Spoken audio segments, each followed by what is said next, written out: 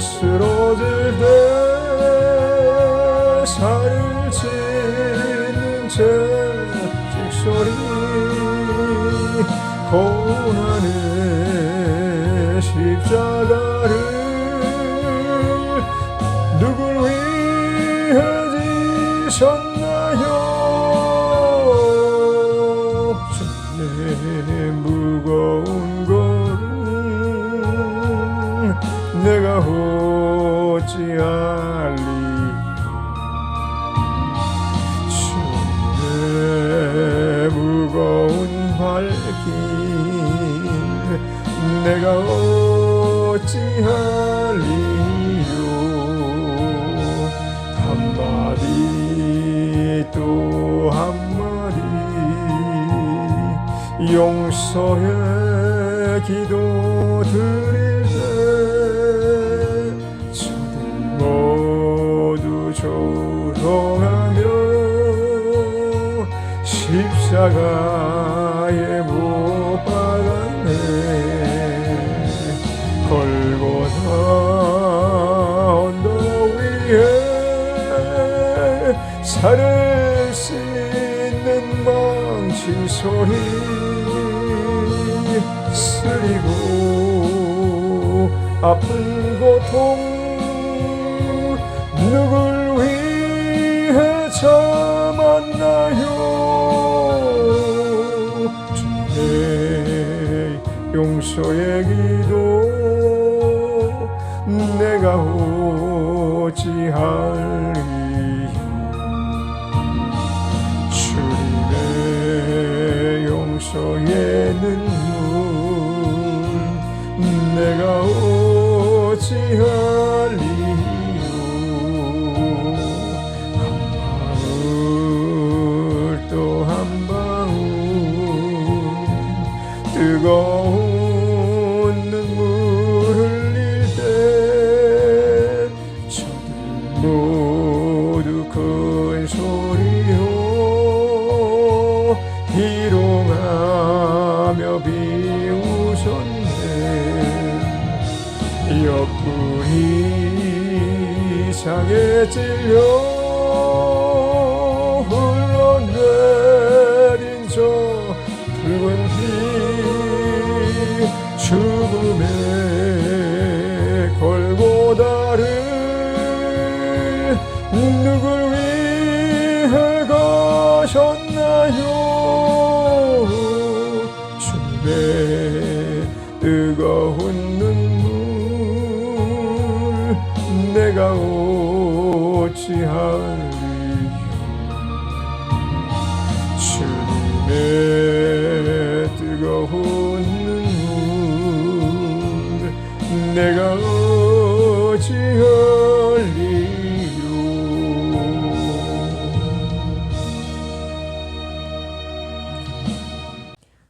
야고보서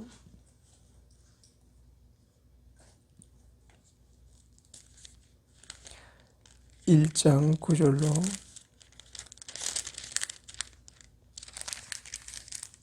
15절까지 읽겠습니다. 1장 9절로 15절까지. 낮은 형제는 자기의 높음을 자랑하고 부한 형제는 자기의 낮아짐을 자랑할지니 이는 풀의 꽃과 같이 지나감이니라. 해가 돋고 뜨거운 바람이 불어 풀을 말리우면 꽃이 떨어져 그 모양의 아름다움이 없어지나니 부한 자도 그 행하는 일에 이와 같이 쇠잔하리라. 시험을 참는 자는 복이 있도다. 이것에 옳다 인정하심을 받은 후에 주께서 자기를 사랑하는 자들에게 약속하신 생명의 면류관을 얻을 것임이니라. 사람이 시험받을 때에 내가 하나님께 시험받는다 하지 말지니 하나님은 악에게 시험을 받지 아니하시고 친히 아무도 시험하지 아니하시느니라. 오직 각 사람이 시험을 받는 것은 자기 욕심에 끌려 미혹됨이니 욕심이 잉태한 즉 죄를 낳고 죄가 장성한 즉 사망을 낳느니라. 아멘.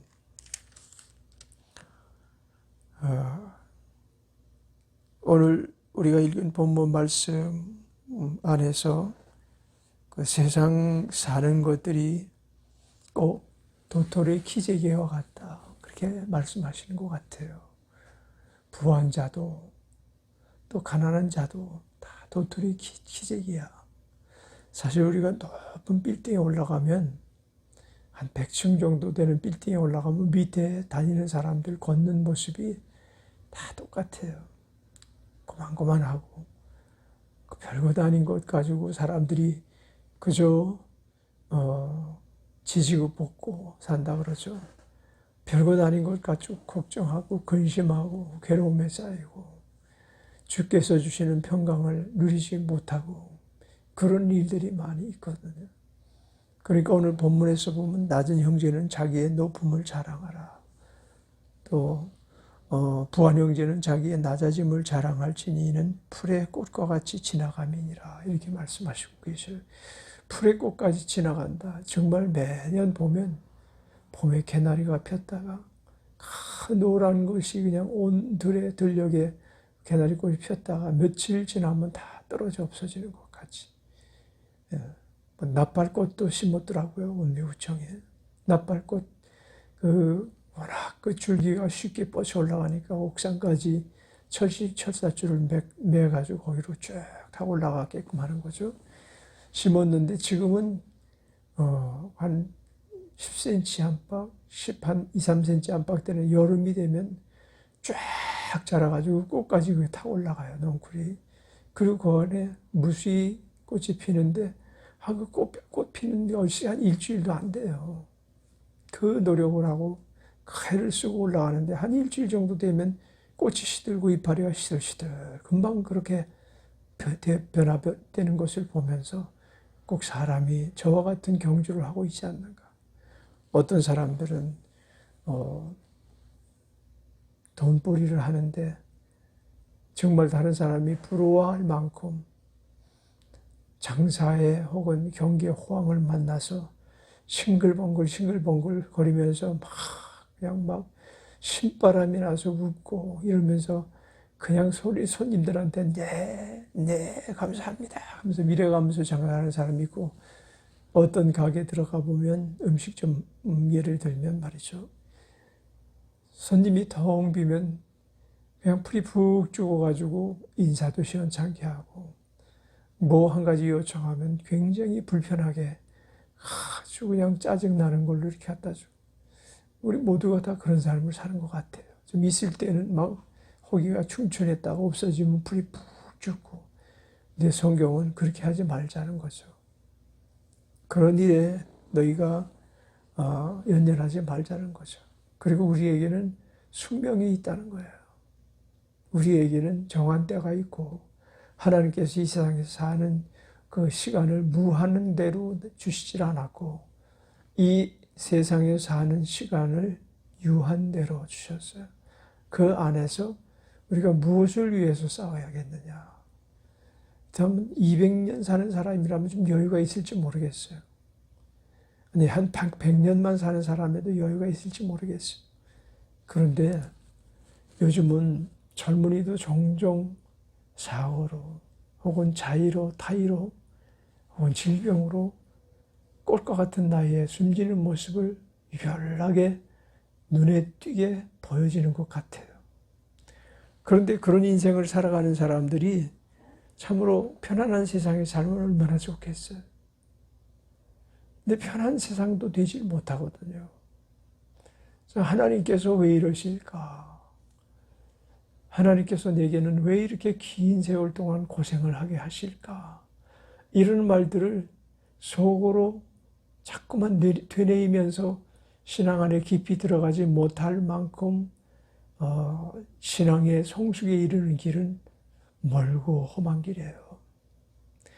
오늘 우리가 말씀 전에 드렸던 찬양, 주 예수님께서 가시멸 유관을 쓰고 고난을 당하시고 시험을 참으신 이유는 어디 있을까?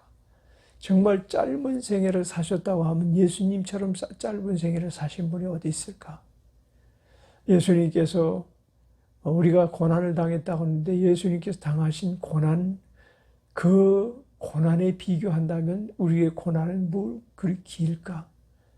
또 예수님께서 죽음을 앞두고 계셨던 것처럼 사람들이 다 죽음을 앞두고 있는데 예수님께서는 자원하는 죽음을 가지실 만큼 죽음에 대한 자신감은 어디서 나오신 것일까? 이런 것들을 우리는 생각해 보지 않으면 안 되는 것입니다.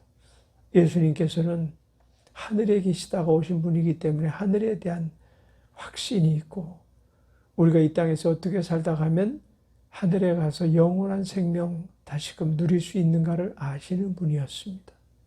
그래서 죽음에 대한 확신이 있으셨던 거죠. 그래서 사실 우리가 이 죽음 앞에 다소간 두려움이 있고 또 세상 살아가면서 최악의 상황을 만나면 어떻게 할까 하고 불안해하는 부분들이 어찌 보면 그 나라에 관하여 아직 많이 알지 못하기 때문이라고 볼 수도 있어요. 성경은 우리가 이 땅에서 도토리 키재기 같은 그런 것 가지고 신경 쓰지 말고 욕심 부리며 살 것도 아니다. 욕심은 잘하면 잘할수록 죄를 불러오는 성향이 있고 죄가 자꾸만 잘하면 잘할수록 사망에 이르게 하는 것인 것을 우리는 알아야 돼. 그러니까 이 세상은 한마디로 죄 많은 세상이에요. 죄 많은 세상에서 죄 없이 살아가는 것이 얼마나 중요한지 몰라요. 그런데 인간은 누구든지 진짜 몽중에라도 죄를 지을 수도 있고 또 부지불식간에 죄를 지을 수도 있고 죄를 안 짓는 순간보다 죄를 짓는 순간이 더 많다고 가정을 해도 무리한 건 아니에요. 예수 믿는 사람이 그럴 때 예수 안 믿는 사람은 죄에 둘러싸여서 사는 거예요. 그와 같은 세상을 살아가기 때문에 죄를 안 짓기 위해서는 우리가 시련도 당해야 되고 극복해야 될 과제도 있고 그런 거죠. 오늘 본문에서 그래서 시험을 참는 자는 복이 있도다. 이것에 옳다 인정하심을 받은 후에 주께서 자기를 사랑하신 자들에게 약속하신 생명의 멸류관을 얻을 것입니다. 우리가 이 생명의 멸류관, 지금은 사망의 멸류관을 쓰고 사람들은 살아가는 거예요. 다 죽음의 관을 쓰고 가죠. 옛날 사람들이 우리나라 사람들 한 50년 전만 해도 사람이 죽으면 그것을 그 장사 지내는 수레에 시신을 싣고 그리고 앞에 가는 사람 그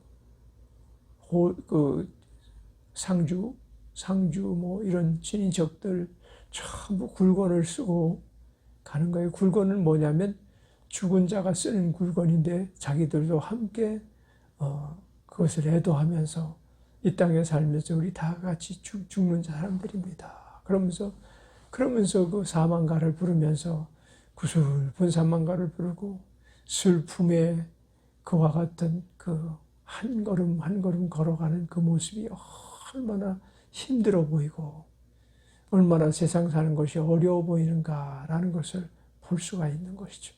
그러나 우리는 이 사망의 멸류관을 쓰고 인생을 하직하고 나면 그만이 아닌 인생이에요.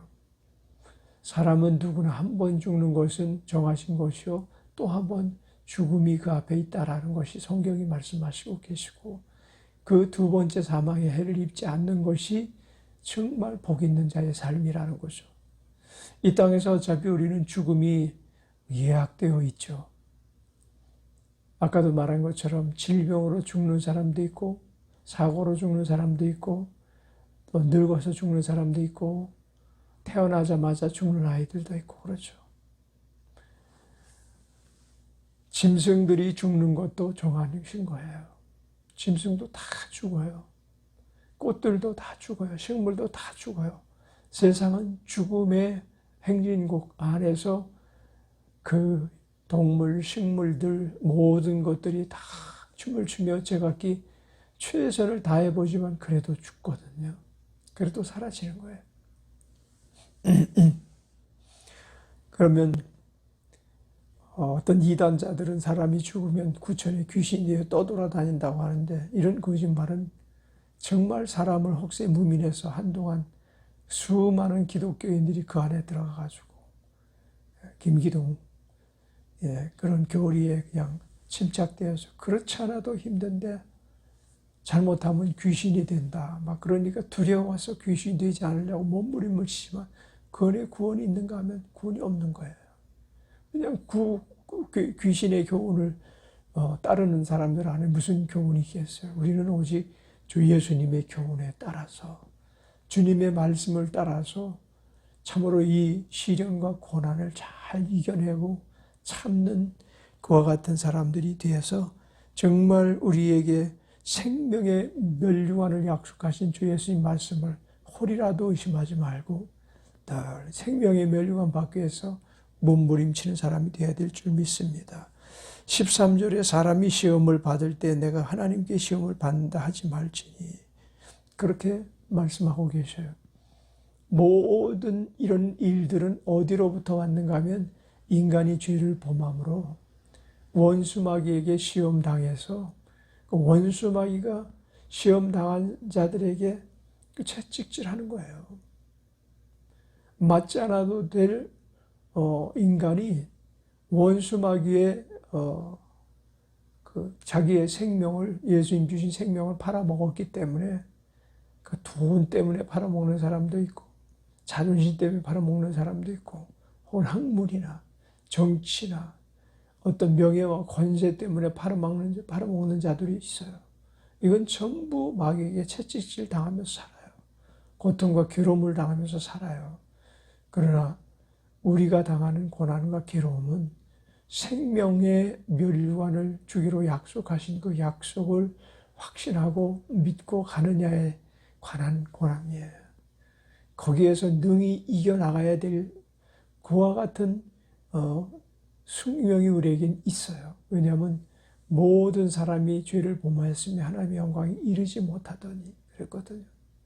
죄의 사건 사망이 하나님 은사는 그리스도 예수 안에 있는 생명이라 라고 말씀하셨기 때문에 이 고난과 괴로움이 오는 것이 로마서 3장 10절의 문제고 그리고 우리에게 생명의 멸류관을 주시는 것은 로마서 3장 23절의 말씀인 것이죠. 우리 안에서 하나님께서 시험을 견디고 시험을 받을 때 내가 하나님께 시험 받는다 하지 말라. 너희가 범한 첫사람의 죄로 말미암아 우리 몸에 가시가 여전히 있어요. 바울 안에도 가시가 있었어요. 그 가시를 끝까지 하나님 뽑아내시지 않으셨어요. 왜냐하면 죄의 대가를 지불해야 되는 것이 정한 이치예요. 다윗도 죄를 졌을 때 하나님께서 그가 대가를 지불한 다음에 그 다음에 용납을 하시고 그런 모습을 보는데 그와 같이 하나님은 공평하신 하나님이시기 때문에 자기 아들을 주시면서 대신하여 우리에게 모든 그 사망의 죄, 첫사람이 범한 그와 같은 죄, 인간이 멸망당할 수밖에 없는 죄에서 그 건진받는 원죄를 해결해 주셔서 원죄 문제를 자범죄, 공범죄 문제를 우리가 정말 예수의 힘을 입고 성령의 힘을 입고 짓지 않기 위해서 최대한 극복하고 견뎌야 되는 거죠. 그러다가도 불식간에 원죄로 말미암아 튀어나오는 죄에 대해서 주께서 또한 보혈로 씻어주시고 닦아주시니 얼마나 감사한지 몰라요. 우리가 알면서 지은 죄, 모르면서 지은 죄 다 주 예수님으로 말미암아 깨끗이 씻어주신다고 했는데 깨끗이 씻어주시기 전까지 당하는 게 시험과 고난이에요. 그럼 자초한 시험과 고난이죠. 하나님이 우리를 시험하실 일은 없으신 거예요. 오직 시험당한 자를 견디게 하시고 극복하게 하시고 그 상처를 싸매주시고 고쳐주시는 거죠. 예수의 사람들도 질병으로 고통당할 수 있습니다. 그러나 세상 사람들과 다른 것은 주님께서 보혈의 대가를 지불해 주셔서 고쳐주시고 싸매주신다는 것입니다. 그대로 버려두신다는 그것은 수명이 닿은 사람들이야 그리야 가겠지만 주 예수 품하러 가기 전까지 정말 성실을 다하고 힘을 다하고 뜻을 다하고 성품을 다하여 주 하나님을 섬기는 자들이 가는 것은 축복의 이별이라고 볼 수 있어요. 얼마 전에 자기가 아프리카 선교사로 가겠다고 그렇게 학창 시절에 늘 하나님께 소원하고 그 목회자 자녀로 태어난 아이가 그처럼 변화돼서 선교사로 자기 생을 하나님 앞에 바치겠다고 그렇게 작정했던 아들이 아프리카 어느 지역에 아우리치 갔다가 거기서 학생들을 가르치고 학생들과 물가에서 수련회를 하다가 학생 여럿이 물에 빠져 죽을 그런 위험징에 뛰어들어가서 그들을 건져내고 자기가 거기에서 목숨을 잃어버렸던 사건이 있었다고 그러죠. 그 사건의 의미를 우리는 참 불행당했네 이렇게 보질 않아요. 하나님께서 마지막 순간을 아름답게 사용되게 하셨구나 이렇게 보죠. 그래서 우리는 이와 같은 믿음의 토대 위에 쌓여진 우리의 생애를 결코 무너뜨리지 말고 이 믿음의 토대 위에서 지금 잠깐 당하는 고난을 극복하고 인내하는 믿음의 사람들이 되어야 될 줄 믿습니다. 하나님은 악에게 시험을 받지도 아니하시고 친히 아무도 시험하지 아니하시느니라. 오직 각 사람이 시험 받는 것은 자기 욕심에 끌려 미혹됨이니. 이 욕심은 누가 준 거예요? 이 마귀가 주는 거예요.